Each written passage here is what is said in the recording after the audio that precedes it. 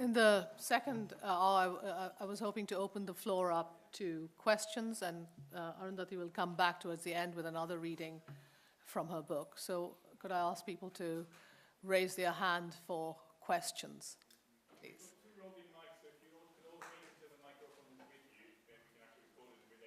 Yes, there are two roving mics, so could you please hold on. While we kind of arrange that, I would also like our panelists just to think about, as a historian, how these, given the history, politics, and social embeddedness of institutions in India, how these sort of large-scale enclosures have, how are state and civil society organizations allowing these large-scale enclosures of land to continue? Every mountain, forest, and glade has an MOU, as Arundhati very poetically put it. It seems to be a phase of Indian history and Indian politics, which is very, very remarkable in the way it's completely selling off or looting, as Felix has said, all its resources to multinational companies now. I mean, it's something that we can think about as well. But yes, could I have a show of hands of questions, please? And could you just introduce yourself as well? Hello, yes, my name is Nitin Mehta. Arundhati Roy, you speak with passion, but really your credibility as a champion of the dispossessed is questionable. This is because you are driven by all-consuming rage towards India. I don't know what drives that rage. With all its faults, India is the world's largest democracy.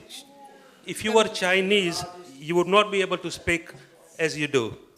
It is the democratic process of India which manages to stop powerful companies like Vedanta. You need to take a more wholesome view of India. Allow your mind to at least list 3 good things of India and spell them out, and you will have a more receptive audience. The unity of India is not negotiable. Jeremy Paxman the other day picked many holes in your argument, and you need to know this, and you have to be able to answer this. The point is this: you just slipped by saying that this Hindu state is doing something. The Prime Minister of India is a Sikh. Could I ask people Let me just finish, just 1 minute. To keep it short, to keep your point short, please. Yes. The Prime Minister of India is a Sikh. What is the question? Sonia Gandhi is a Christian. There are Christian missionary evangelical movements who are spending money and fomenting trouble in India. You need to answer these questions. Okay, thank you. Thank you very much. Arundhati is very happy to answer this, I'm sure. Yeah. I'm more than happy to answer the question. I think that the most remarkable and wonderful thing about India is the fact that we have the most remarkable resistance movements resisting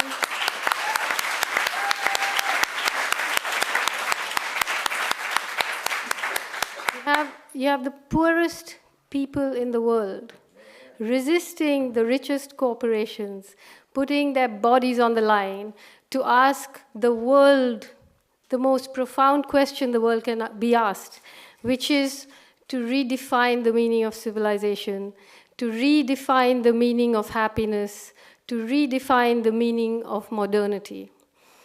As for this question of if you were in China, you would not be allowed to speak, and Felix too said that if it wasn't a democracy, you wouldn't be allowed to write. It's true. I mean, one is not competing for tragedy here, but but one sec. But can you? So what I would like to say, though, however, about this freedom of speech in India, can you imagine a few years ago, as you all must know, in 2002, there was a pogrom against the Muslim community. I mean, forget about the fact of what is happening in Kashmir, that 70,000 people have been killed in the name of democracy, but let me just talk about Gujarat. There was a pogrom in which almost 2,000 Muslims were killed, women were gang raped, people were burnt alive, 150,000 people were driven from their homes.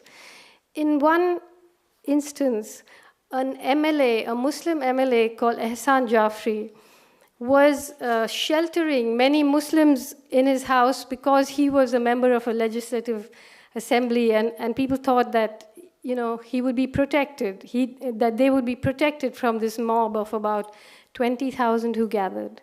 Anyway, the mob gathered, he called the police, he called Sonia Gandhi, he called whoever he had to call, nobody helped him.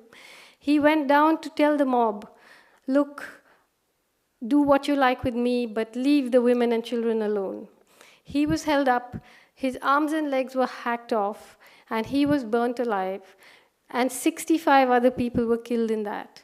A few years later, people who did that confessed on camera to it. Those confessions in this great free speech that we have were published on TV. You had people like Babu Bajrangi boasting about how many Muslims he had killed. You had people boasting about how many Muslims had been raped. You had people describing in great detail how Ehsan Jafri had been killed, all in our free media. Nothing has happened because of that.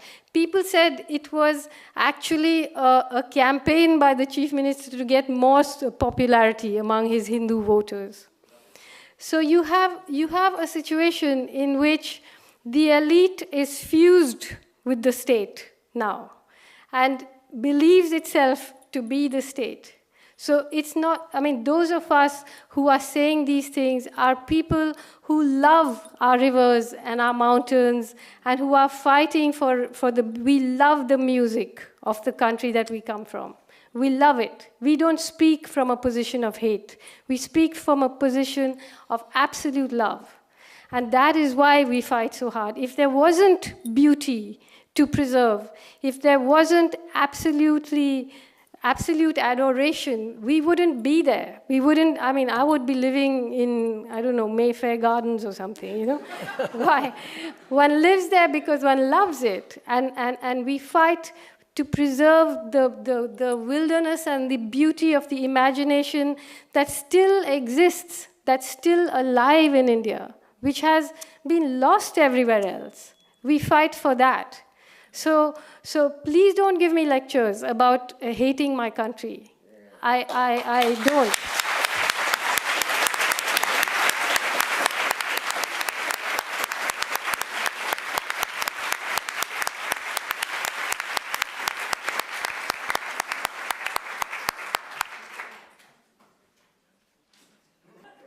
Excuse me. No, you can't. Good evening, panel. Sorry, good afternoon. My name is Kevin Keogh. I've been asked by Professor Janet Hunter to come here and represent the Economic History Department of the LSE. The reason why nobody from the department is here is, as you know, this is a very, very busy time of year. I did see them, and they were going to send somebody along. Okay, so my apologies, but I come here as an unofficial representative of the Economic History Department of the LSE, which, as you know, many, many Indian politicians went through. The question is as follows. Thank you, Robert. I'm not like the previous person. The question is as follows. Are the activities of the Indian government, corporate India, actions against people such as the Adivasis people, is that how it's pronounced? Avasis. The cause of economic growth or the effect of economic growth in India? The situation, if I can try and explain it simply, is that the people who run the country today are those who subscribe to a set of economic policies in which the only vision that they have is of increasing economic growth. And in order to increase the growth rate at the rate they wish to increase it, the collateral damage is democracy. The Home Minister, who used to be the Finance Minister, has said on several occasions that in his vision, he would like to see 75% of India's population live in cities, which means the movement of something like 500 million people. That cannot happen without militarizing the countryside and forcing people out of the cities.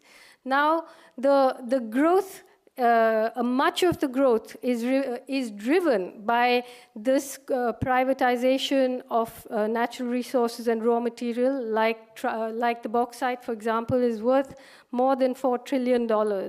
It's been sold to corporations for a small royalty. But as Felix says, it artificially inflates the growth rate. But to get the bauxite out of the mountain, you have to commit these atrocities on the Adivasi people. I mean, the history of, there is a history that precedes the deployment of the army in Chhattisgarh today. First, in the 70s, in the in the 90s, there was something called the Jan Jagran Abhiyan, in Chhattisgarh, where the government tried to divide the community by sort of culling out a kind of tribal elite, arming them, giving them the powers of the police. That didn't work because it was met with resistance. Then there was a Jan Jagran Abhiyan 2. That didn't work. Then they, along with various corporates, started what was called the Salva Judum, which was a tribal militia. And the policy was one which has been followed by the British in Malaysia and later by the Americans in Vietnam and by the Indian Army in several states in the Northeast, of sort of strategic hamleting, where hundreds of police and these, what they call special police officers, would go in to the forest, burning and raping and looting their way through villages and forcing tribal people to come out of the forests into police camps. As things stand today, for example, 600 villages were in this way emptied. About 50,000 moved into the police camps. About 350,000 just disappeared off the radar. The chief minister said that anybody who's not in the camps is a Maoist terrorist, which meant that if you were just sowing seeds in your field or looking after your chicken, you were a terrorist. That constituted terrorist activity, more or less. But then the Salva Judum too failed. Then they announced what is known as Operation Green Hunt, which was where they deployed something like 200,000 paramilitary forces in all the tribal areas across Jharkhand, Orissa, Chhattisgarh, and West Bengal. That too did not succeed, because you must remember that the policemen, the paramilitary that are deployed, are also from there. They are also terribly poor. They also live in the most abysmal conditions and quickly begin to realize that they are just the foot soldiers of corporate masters, you know, and why would they want to keep patrolling the forests and getting killed? Then, now they have decided, all that having failed, to deploy the army in what is undoubtedly a corporate war. And I hope that answers your question.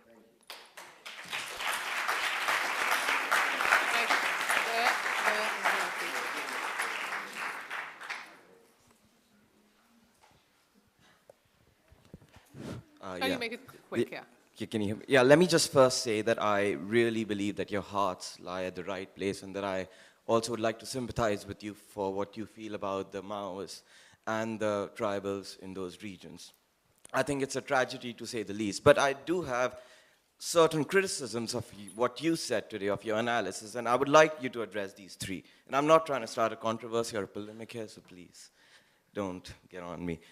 First, I see in this discourse, I see a series of assumptions that have not been supplemented with good evidence or good explanation. And things like, Tata having good control of the media. I want the channels they control. I want to know the newspapers they control. I want to know how they do it. Because in my opinion, I think it sounds very romantic to, say that the bourgeois are working in concert, but actually identifying and explaining it is the hard bit, which I think we all deserve it as an audience. And things like that it's a corporate Hindu government for the Congress, whose one of the major vote banks are the Muslims. I mean, these are very astounding allegations, which I think need to be provided with good supplement. Calling it a corporate war is, I think, it's not even registering the complexity which is generally evident in such cases.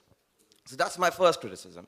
Second criticism is when you criticize what is happening in India today, I would also like you to attempt to give an alternative solution, an alternative framework as to what you would think India should be. I mean, the reason why we neoliberalized was because we were bankrupt. I don't think it was because of the Soviet Union collapsing. It was because we just didn't have any money. Our steel mills were running at a loss, and I think we all agree that... Can you make it short, please? All right. Yeah. Okay, that's my second criticism. My third is that I would also like you to, at the same time, register some of the benefits that free market has provided, not just to the middle class, but also, like I said, I'm not trying to start. Take more than one question. But also to the 600 million or the 700 million phone subscribers in India, and they're increasing at 20 million and that's just an example. 3 criticisms, that's it. Yeah, could we just take a cashier questions at problem 3, or do you want 2 I or think 3 it's questions? easier one time, otherwise we get confused. Are you okay? Okay. You have it Fine. together. If you look at the statistics of the economic turnover of the media, you find that more than 90% of its turnover comes from corporate advertising. Recently, for example, Outlook ran a story on how VSNL, which used to be a government company, was sold to the Tatas at the time of the BJP for less money than there was in the bank, almost, in that company. And, Tatas, the editor was telling me they withdrew something like 6 crores worth of advertising. If you look at how public hearings were held in Luhandigooda, where the Tata integrated steel plant was supposed to have its public hearings, it never happened in the local area. It happened, in Jagdalpur in the collector's office, and how the newspapers reported it the next day. A lot of it has to just do with control of advertising. And in fact, now in the Lokpal bill, some of us were saying that we need the media to disclose its sources of funding, because major corporations own TV channels. I mean, you should know that from Murdoch, from Italy, from whatever. One is not saying anything new here. It's not some radical new analysis of how the modern corporate media works. The second question about, what was it about? No, that was the third. The corporate Hindu government. If you read, even if you read the essay and the footnotes in Walking with the Comrade, you see that, for example, the chief minister, Chhattisgarh is a BJP state, but the Salva Judum was run by Mahesh Karma, who is a congressman. And if you see who was funding the camps of the Salva Judum, and these are government reports, you see which corporations were funding them. And the reason I call it India a Hindu state is because if you look at the history of how the Indian army has fought its own people since the moment India became an independent country, it has waged war in Nagaland, in Manipur, in Mizoram, in Kashmir, in Punjab, in Telangana, in Hyderabad, in Goa. You look at who are these people. They are either tribal people, Christians, Muslims, Adivasis, Dalits. And so these are you see an upper caste state at work. When in a state in a situation like Gujarat or in 1993 in Bombay, the police actually cross over, and the people the Muslims in Gujarat were most terrified of the police. Humko police se bacha do, So it's not. We are not just people who are talking in the air. If you take the trouble to read the research, there's lots of work being done on this. So it's not something that's going. Now, again, the question of alternatives. You can ask the question of alternatives in 2 ways. One way is a genuine way, and the other is a sort of aggressive way. And the genuine way would take into account the fact that today we are where we are because there have been a series of decisions taken about everything, whether it's about hybrid seeds, whether it's about big dams, whatever it's about. Every time there is a decision that has been taken, there has always been an alternative. There was an alternative even at the time of the Bhakra Dam. You know, there was an alternative to the Sardar Sarovar Dam. There was an alternative to every major way in which you chose to develop. And so when you have a system that is being created with a layer and like thousands of decisions, and you want me now to tell you an alternative in one sentence, it isn't possible. But I can tell you that the alternative to what is going on in Chhattisgarh today is what we've been saying again and again. Declare those MOUs. How can it be a secret? Why is it a secret between the government and the corporates? What you're selling this whole country down to various... If it's such a great idea, why don't you tell us what it is? Why don't you put it on the table? Why don't you declare the MOUs? Why don't you inform people what's about to happen to them and what your plans are for them? You know, if you look at what is happening in Chhattisgarh, within that tribal society, you've never had one hospital, one clinic, one school for so long. And now suddenly you're calling them terrorists and saying you have to leave your land because we can develop India. What sort of dialogue is that, you know?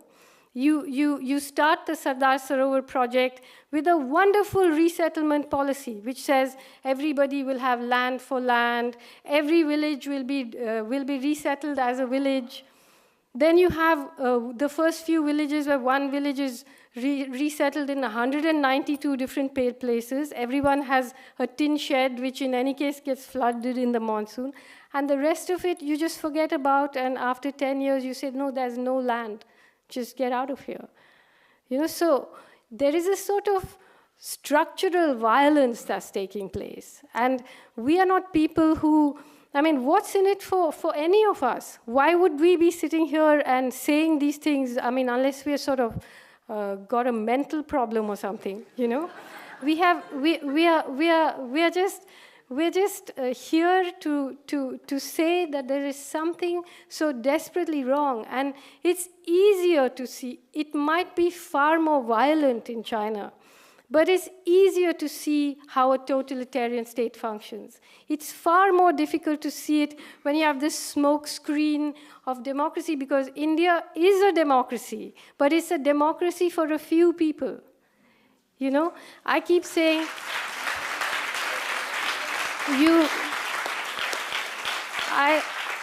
I say you tell me one democratic institution, or tell me one institution that an ordinary villager in India can go to if he or she has been wronged. There is no court of appeal.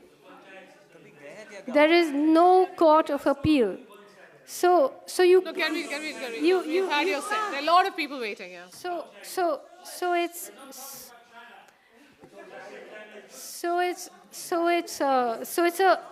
It's a system where you have these institutions and you have a constitution which even has some enlightened clauses in it, but none of them are implemented.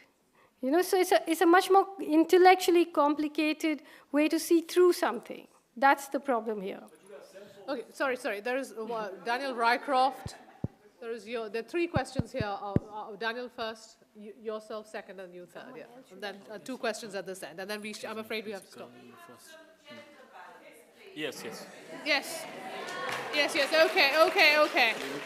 Oh, sorry, there is one. Sorry. Raise your hand first in the principal. There is one here. Yeah, that's fine. Okay, so do you mind if we take the cashier questions together? Huh? Is that okay? Because they're...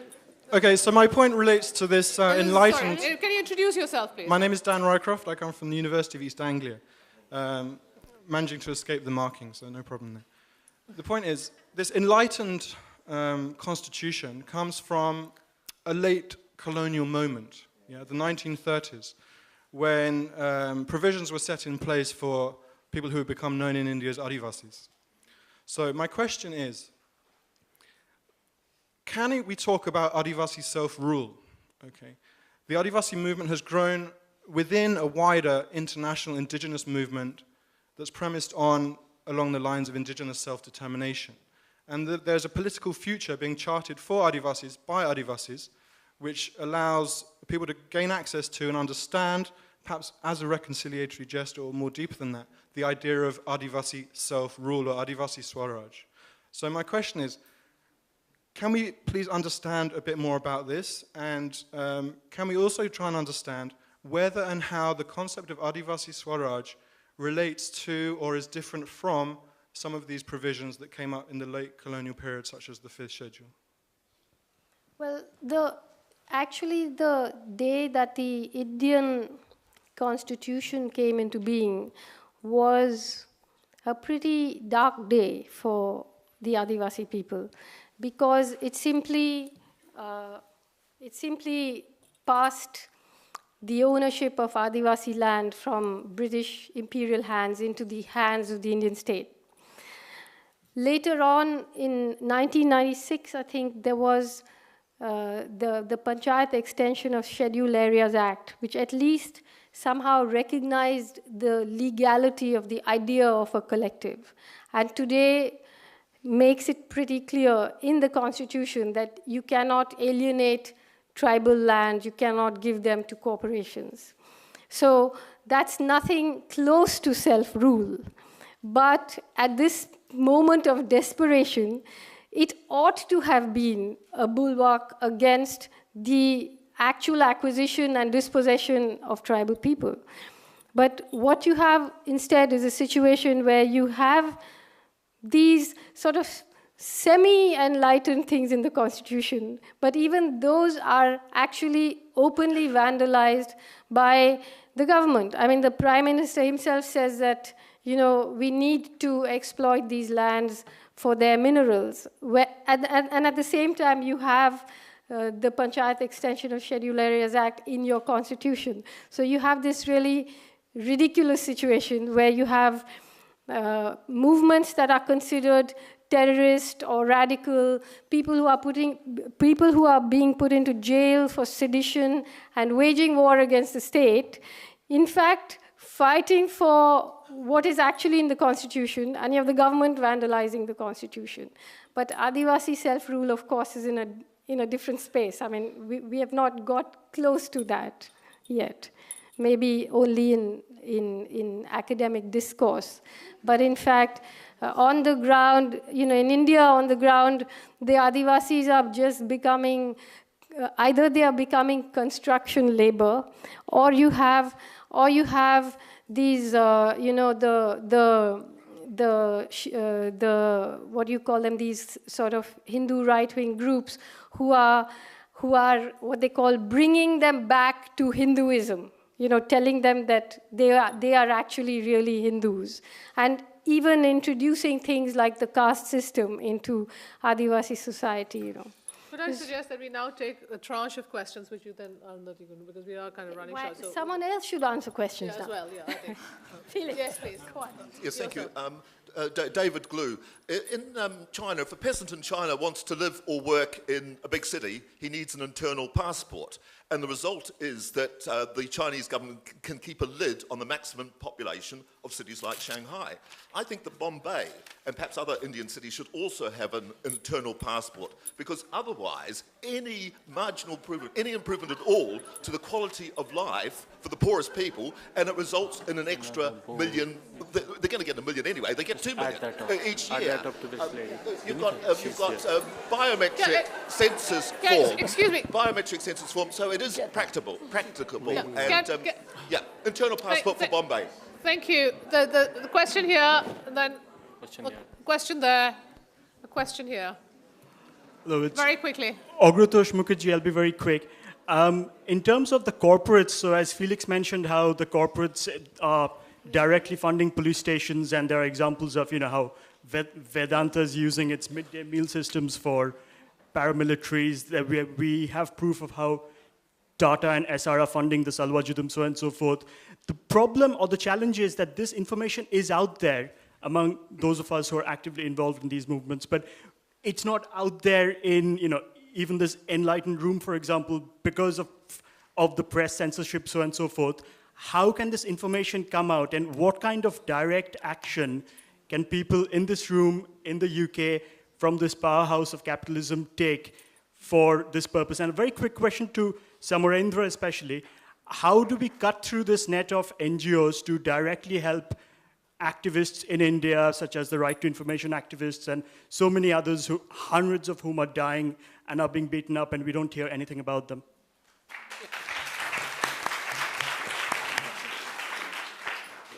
Yes.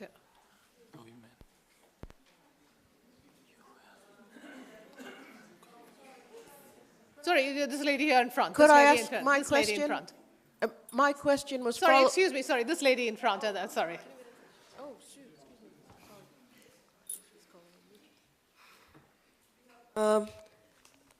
hello. Can you introduce yourself? Yeah, my name is Uditi Sen, and my question is kind of part question, part also comment, because one of the risks which I've also faced when participating in such movements as an activist is that even within our language, there is a polarization between the middle class and upper class Indians who are the beneficiaries of this neoliberalization and the poor whom we seek to represent and whom we are also oppressing. And that kind of leads to a certain reaction, a reaction of disbelief, a reaction of often born of being very, very embedded in these structures. So part of my question is to kind of all the three speakers really is also a question of, of language as also of people who are working in sectors where very few of us in this room are working at the ground level. We are working and speaking to people who fit the category of the people who have gained directly or indirectly, or at least complicit by being embedded in these very structures. How do we find a language to speak to them without alienating them as the oppressors, as the people who are reaping these benefits? So that is kind of a general question I had. And the quick comment was, I think we need to stop asking what is the solution? Because I think that very question has led us to where we are today. Because we found solutions, we have found very cost-effective and horrific solutions. The cost effectiveness, of course, depends on which categories are measured and which aren't. And I haven't seen a single economic analysis which till date has factored in the environment and environmental damage in cost and benefit analysis. And until and unless we do that, I don't think we can keep asking. And until and unless we can put a value on environmental degradation, I just don't see how cost and benefit analysis of what is the solution can drive us forward towards an understanding of what the solution of these things can be.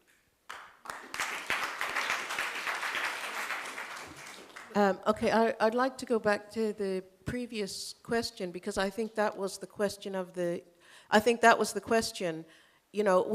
could you say more about the struggles of grassroots people in the area, particularly women?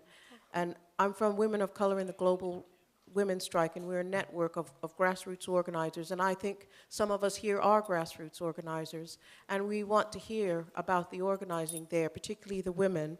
We're in touch with women in Chhattisgarh who've organized against bonded labor, rape by landlords, and for money for widows and families in poverty, including after the floods. I wanted to quickly ask if I thank the brother who spoke about the NGOs and their scandalous behavior. In Haiti, Haiti has more NGOs than any country in the world, and it's absolutely being carved up by the NGOs who are working closely with the US State Department and corporations. So I think if we could hear more about the role of the NGOs. There may not be time, but it would be great to know which MPs and which corporations here in the UK and the US that need to be targeted, because we're part of an international network, and we want to call them out. And the House of Commons is just down the road, and we should really get those people and expose them. my last question, again, there may not be time, but is there any connections or strength that you're able to get from the fantastic struggles in the Middle East, in the Arab, the Arab world, where they're really turning the dictators out? And I'd just like to mention about, we know that the struggle of women in India is absolutely crucial to our struggle here. And I would also mention the struggle of women in Africa who are up against a similar battle with proxy wars and civil wars and environmental devastation. And I would like, at some point, if we could talk about that connection, because that would strengthen all of us. Thank you. Can you tell us your name, please, again? My name is Sarah from Women of Color in the Global Women's Strike. Okay, thank you very much.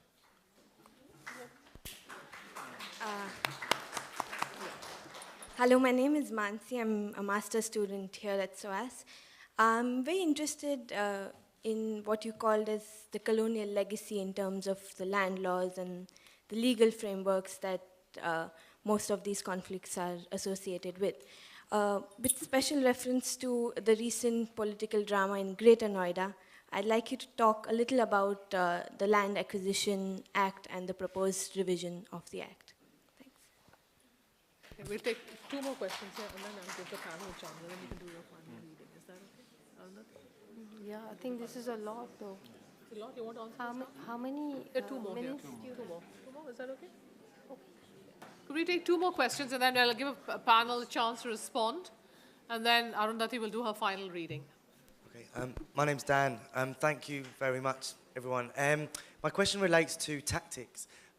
There's been some great suggestions and information about what's going on, and in the UK, we're facing a lot of the same issues, maybe not to that scale, but still the environmental injustices and social injustices on race, class, gender are happening in the UK as well, and people are very preoccupied with that. So how tactically, as Samarendra alluded to some of the targets, but in your experience, what are the best strategies for resistance to be able to challenge them in the closing window of opportunity of time that we have? Because obviously the urgency has been alluded to, and I know that obviously police infiltration and security issues are an issue in India, and they are here too, so we can't obviously be as open as we'd like to be in terms of our tactics, but it was around that, but thank you again. The last question, yeah. Hello, my name's Andrew. I just wanted to actually reference what that lady has just said about NGOs being complicit in these problems.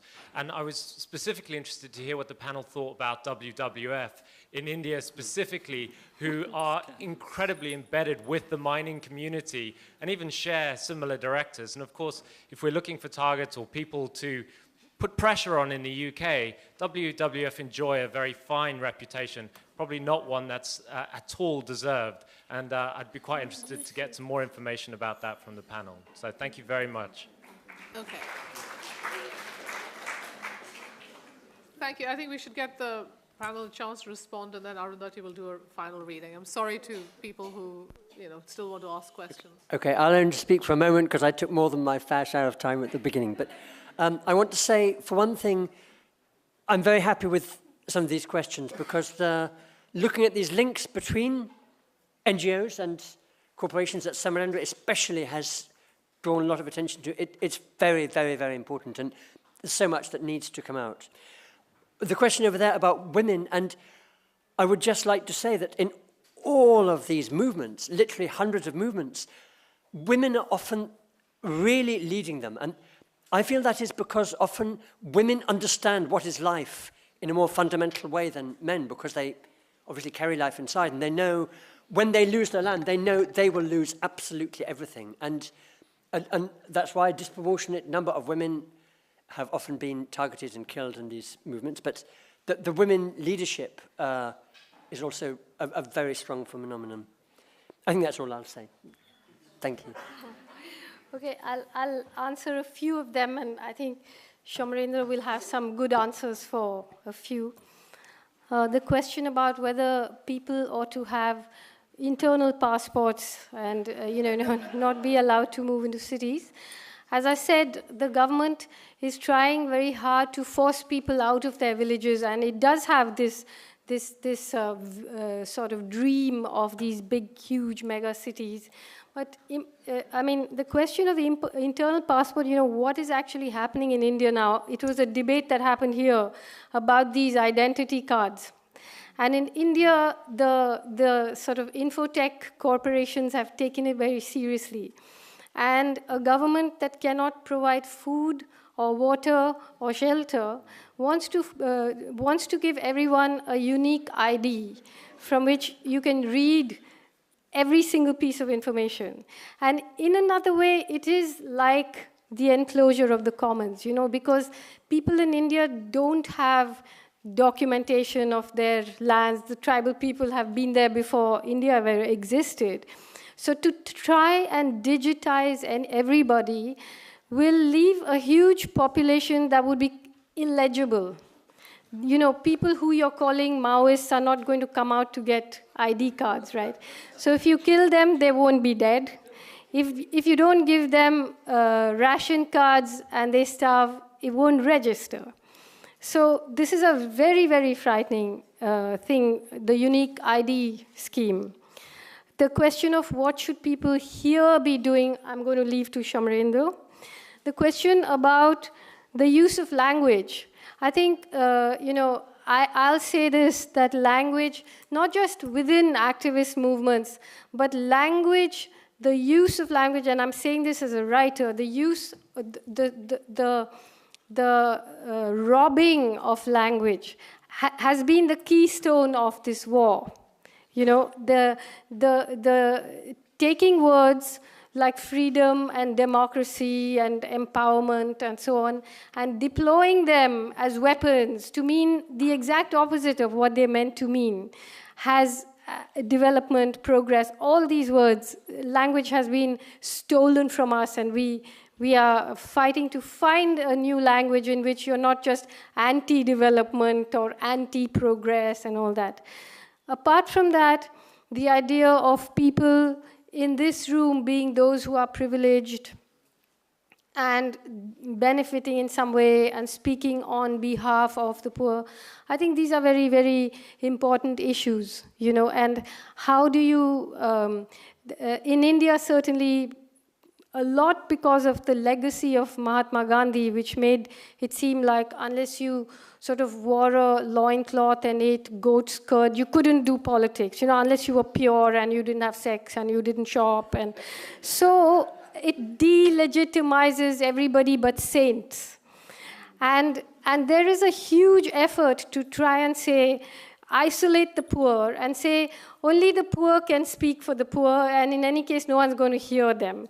So say you come from another class, or say you're me, a writer who's very successful and even wealthy because my books sell a lot of copies. How do I deploy my privileges politically is a question for me. I spend my time thinking about it and using it in whatever way I can. But I think we shouldn't ever get into the position of guilt-tripping ourselves to the point where we are just useless, Because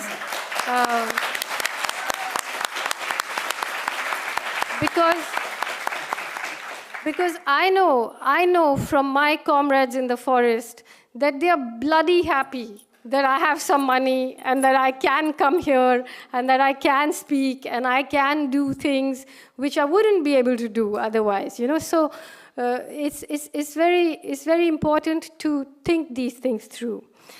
Now, this is a very, very interesting question about the women, that the grassroots women's movements that was asked. And I will link this to a quick sort of sketch about what's happening with the NGOization of resistance in India. You see, it's very interesting that there's a lot of money pouring into these NGOs. But who are the NGOs? We know that in the most troublesome places in the world, you have the more the trouble, the more the NGOs, right? So in Haiti, obviously, you have a lot of NGOs. In Kashmir, you have a lot of NGOs. And Orissa is just overflowing with NGOs. And it's very interesting that the feminist movement in India has more or less been hijacked by NGOs, because there is a certain kind of feminist, professional feminist discourse which is important. I'm not saying it's not important, but it does not threaten the economic imperialism that's going on. So it's ripe for NGO money. All kinds of identity struggles, like Dalit struggles, can be sort of defanged with NGO money.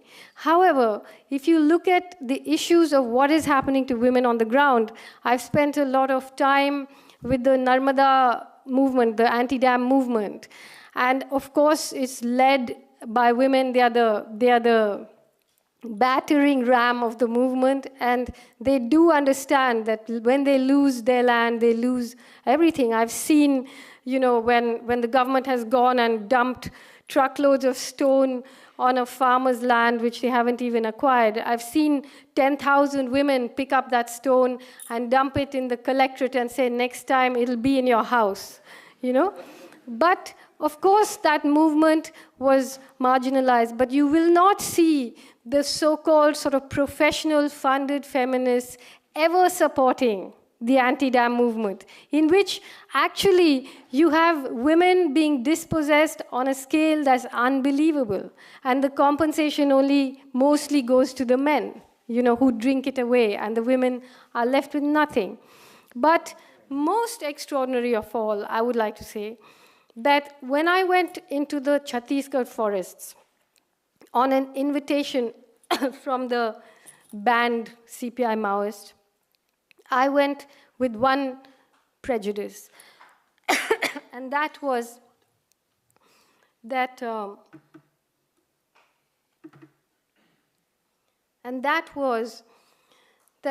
an armed struggle is going to victimize women. It's going to turn against women. This is what I fervently believed. And when I went in, I was first stunned to know that 45% of the People's Liberation Guerrilla Army were women. And then I met an organization which is within the Maoist party called the Krantikari Adivasi Mahila Sangathan, which means the Revolutionary Adivasi Women's Movement. It had 90,000 members, perhaps the most radical feminist group in India. But if anyone were to identify themselves as a member of the KAMS, they could be shot because they're Maoists. Now, I'm not a Maoist, nor am I, and when I read the end of my last thing to you, you'll know that. However, I want to say that these women, I asked them, so many of them, why did you join the guerrilla army? And a lot of them had watched, they had watched the Salva Judum rape and kill their sisters and their mothers, and they had decided they're not going to take this anymore. Prior to that, the Forest Department, which is India's biggest landlord, for years just felt that it was their right to go in and pick up any tribal woman that they wanted.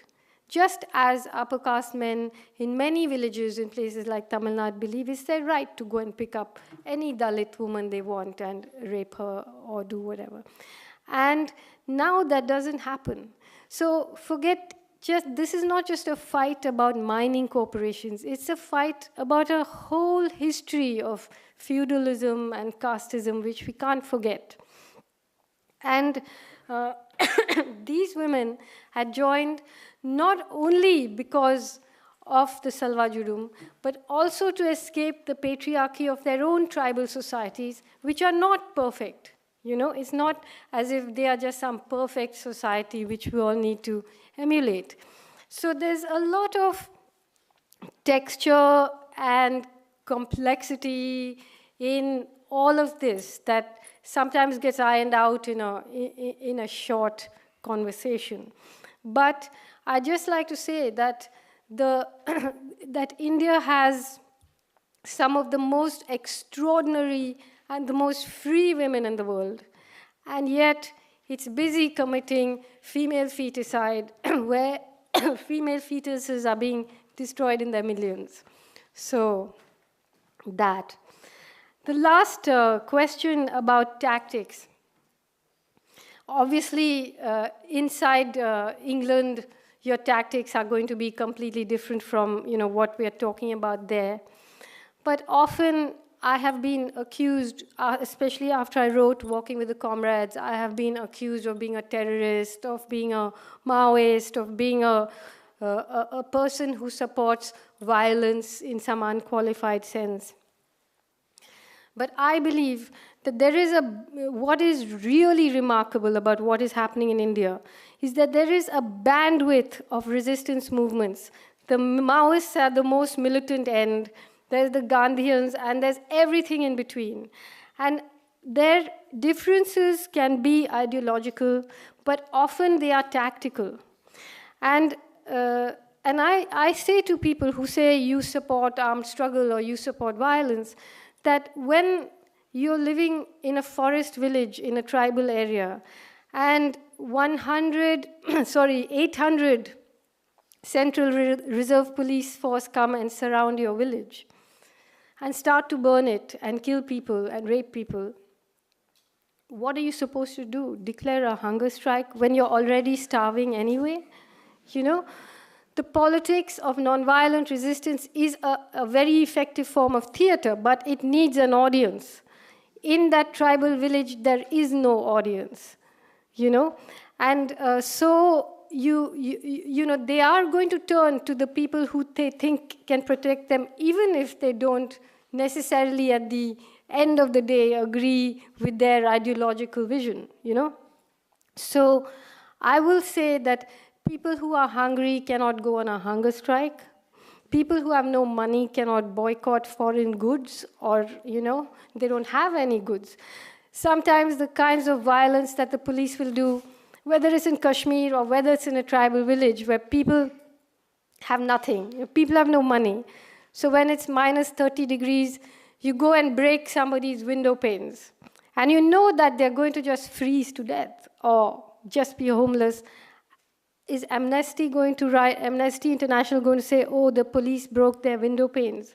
Or you go and fire bullets into the few vessels that they have so they cannot collect water. Are you going to have a human rights report that says, oh, they fired bullets into my brass pot? People will laugh, but it's a terrible act of violence. And I will say that today I believe that what is happening in India is nothing short of a kind of genocide. And people have the right to resist by any means possible. Thank you.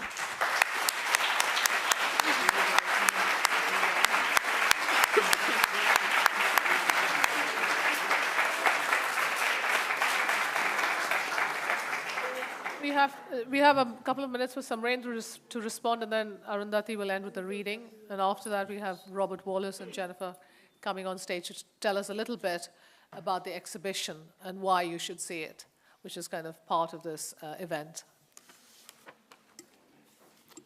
Yeah, thanks, Vinit. Coming back to Andy's question about WWF, I want to make one interesting story here, which took place in Iceland when Kárahnjúkar Dam was on the top of the agenda of WWF's one of the major campaign. They dropped the campaign out of the blue, not explaining to this, their own shareholders and their own trustees, as well as their own checkbook, regular standing order mail post. It was very interesting to see why this happened. Because WWF got Catherine Fuller, who was one of the board of directors of Alcoa. And the Kárahnjúkar Dam was built to smelt for the aluminum for Alcoa. So after getting $1 million donation from Alcoa, Catherine Fuller became the director of WWF, and the AGM said that we have to drop this campaign. So in one click of a mouse, WWF deleted Kárahnjúkar from its campaign website. So 2.4 million so-called standing order WWF supporters around the planet couldn't know what happened in Kárahnjúkar. So this is where when she talks about NGOization, Roy talks about NGOization of the whole global politics, I feel that we have to make the politics of protest visible. We are protesting every year at the AGM of Vedanta for the last 7 years. And last year we had a big audience, so we expect that some of you will come to the AGM. We have got spare chairs, so you can come into the boardroom and part of the action. Please do make yourself visible. This is the new age of tactics and politics we are talking about, where protest is the center. And if we talk about this, like Sarah was talking about, House of Commons is just around the corner. In fact, actually, after the financial crisis, Gillian Tate wrote a book called Fool's Gold, and she has mentioned that out of 700 some odd MPs in House of Commons, not a single one has ever visited to the City Finance Center to see what is going wrong in these places. So that also speaks about the new politics, which has been shifted from House of Commons to the boardrooms of these big multinationals. BHU Billiton is far more important and influential than House of Commons. JP Morgan Chase is much more influential than House of Commons or Washington's, whatever you call all these parliaments. The politics has already been taken out of the people. And that's one of the reasons why we say that NGOs are part of this agenda. Very clearly, if you see that NGOs do not talk about politics, but they lobby around the same corridors of power to get some little bit of help. It is the same DFID minister I was mentioning, Shriti Vadera. She was the most influential minister in the Gordon Brown's cabinet. And this year, she has joined BHU Billiton. It's not shocking at all to me that a Prime Minister, Tony Blair, will join JP Morgan as a consultant. So this actually speaks a lot about today's politics. Helmut Kohl, German Chancellor, joins the Gazprom gas company. So all these people are actually running corporates. And they are actually not thinking about politics. We have to bring politics alive. It's very exciting. And Tata.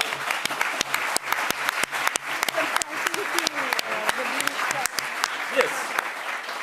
Tata has been appointed as a consultant to the British establishment and part of the same JP Morgan. So Tata shares the same board with Tony Blair. So what can you expect? Thank you. In Hindi, there's a saying called paltu sher, which means like a tiger on a leash. You know, so that's a lot what these NGOs do, this kind of posturing, but they are actually just in a way to mop up the real resistance, the real politics, and to diffuse it. So that's what they do. Shall I just say? Yeah. Okay, this is... We are not. We're fighting.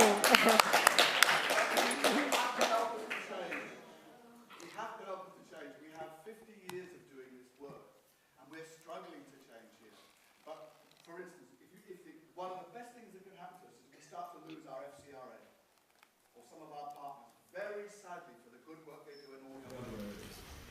Then we've got to spend the money here. And we spend the money here by doing what Samarendra is saying, is to bring your struggle alive here. But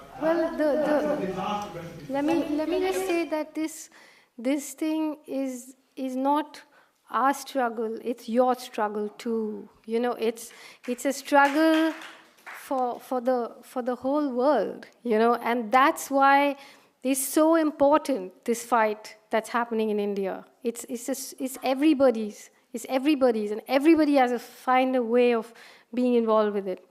So I'm just going to, it'll start a bit suddenly because, you know, I don't want to go back too much, but judging from what's happening in Russia and China and even Vietnam, eventually, communist and capitalist societies seem to have one thing in common, the DNA of their dreams. After their revolutions, after building societies that millions of workers and peasants paid for with their lives, these countries have now begun to reverse some of the gains of their revolution and have turned into unbridled capitalist economies. For them, too, the ability to consume has become the yardstick by which progress is measured. For this kind of progress, you need industry. To feed the industry, you need a steady supply of raw material. For that, you need mines, dams, domination, colonies, war. Old powers are waning, new ones rising. Same story, different characters. Rich countries plundering poor ones. Yesterday it was Europe and the United States. Today it's India and China. Maybe tomorrow it'll be Africa. Will there be a tomorrow? Perhaps it's too late to ask, but then hope has little to do with reason. Can we expect that an alternative to what looks like certain death for the planet will come from the imagination that has brought about this crisis in the first place? It seems unlikely. The alternative, if there is one, will emerge from the places and the people who have resisted the hegemonic impulse of capitalism and imperialism instead of being co-opted by it. Here in India, even in the midst of all the violence and greed, there is still hope. If anyone can do it, we can. We still have a population that has not yet been completely colonized by that consumerist dream. We have a living tradition of those who have struggled for Gandhi's vision of sustainability and self-reliance, for socialist ideas of egalitarianism and social justice. We have Ambedkar's vision, which challenges the Gandhians as well as the socialists in serious ways. We have the most spectacular coalition of resistance movements with their experience, understanding, and vision. Most important of all, India has a surviving Adivasi population of almost 100 million. They are the ones who still know the secrets of sustainable living. If they disappear, they will take those secrets with them. Wars like Operation Green Hunt will make them disappear. So victory for the prosecutors of these wars will contain within itself the seeds of destruction, not just for Adivasis, but eventually for the human race. That's why the war in central India is so important. That's why we need a real and urgent conversation between all those political formations that are resisting this war. The day capitalism is forced to tolerate non-capitalist societies in its midst and to acknowledge limits in its quest for domination, the day it is forced to recognize that its supply of raw material will not be endless, is the day when change will come. If there's any hope for the world at all, it does not live in climate change conference rooms or in cities with tall buildings. It lives low down on the ground with its arms around the people who go to battle every day to protect their forests, their mountains, and their rivers, because they know that the forests, the mountains, and the rivers protect them. The first step towards reimagining a world gone terribly wrong would be to stop the annihilation of those who have a different imagination, an imagination that is outside of capitalism as well as communism, an imagination which has an altogether different understanding of what constitutes happiness and fulfillment. To gain this philosophical space, it is necessary to concede some physical space for the survival of those who may look like the keepers of our past, but who may really be the guides to our future. To do this, we have to ask our rulers, can you leave the water in the rivers, the trees in the forest? Can you leave the bauxite in the mountain? If they say they cannot, then perhaps they should stop preaching morality to the victims of their wars. Thank you.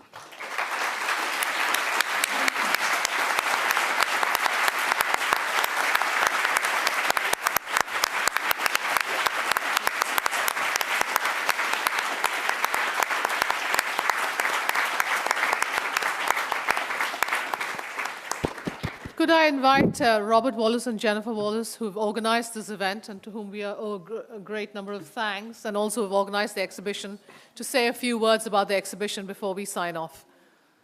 Thank you.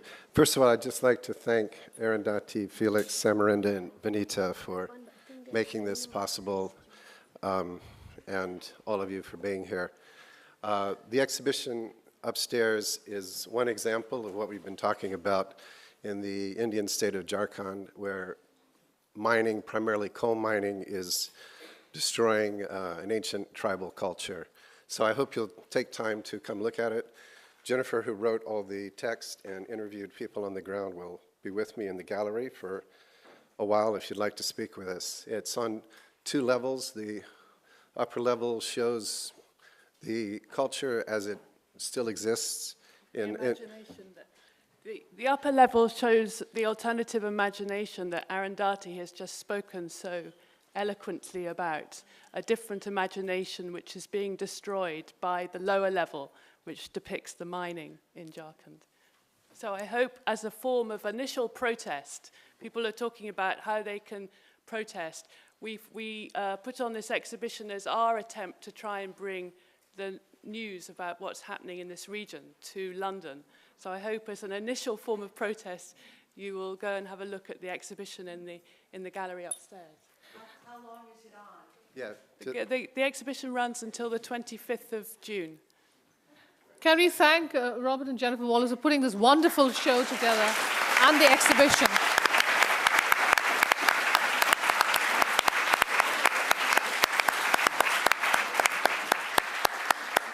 And can we thank our 3 panelists, Arundhati Roy particularly, for her very powerful reading, and to all 3 of them, for underlining the fact that as writers, academics, we cannot afford to hold neutral positions in the way in which we are kind of brokers in the situation, and we cannot afford to be neutral. I think this is very, very important. Thank you. Thank you for saying that.